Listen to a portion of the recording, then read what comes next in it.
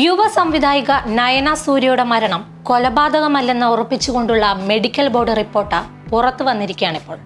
മരുന്നുകളുടെ അമിത ഉപയോഗം മൂലം മയോകാർഡിയൽ ഇൻഫാക്ഷൻ ഉണ്ടായിരിക്കാമെന്നും അതായിരിക്കാം നയനയുടെ മരണകാരണമെന്നുമാണ് റിപ്പോർട്ട് വ്യക്തമാക്കുന്നത്.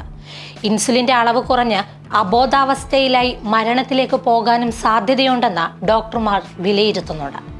എന്നാൽ കഴുത്തിലും വയറ്റിലുമുള്ള പരിക്കുകൾ മരണകാരണമല്ലെന്നും മരണകാരണം സംബന്ധിച്ച ഒരു നിഗമനത്തിലെത്താൻ കഴിയുന്നില്ലെന്നും മെഡിക്കൽ ബോർഡ് റിപ്പോർട്ടിൽ വ്യക്തമാക്കുന്നുണ്ട്. എന്തായാലും മെഡിക്കൽ ബോർഡ് ഇപ്പോൾ റിപ്പോർട്ട് ക്രൈംബ്രാഞ്ചിന് കൈമാറിയിരിക്കുകയാണ്. നമുക്കറിയാം, 2019 ഫെബ്രുവരി 24-ന് നയനയെ തിരുവനന്തപുരത്തെ വീട്ടിൽ മരിച്ച നിലയിൽ കണ്ടെത്തുകയായിരുന്നു. കഴുത്തിലും ശരീരത്തിലും മുറിവുകൾ കണ്ടെത്തിയിരുന്നു. എന്നാൽ മരണത്തിൽ കൊലപാതക സാധ്യത നേരത്തെയും മെഡിക്കൽ ബോർഡ് റിപ്പോർട്ട് തള്ളിയിരുന്നു.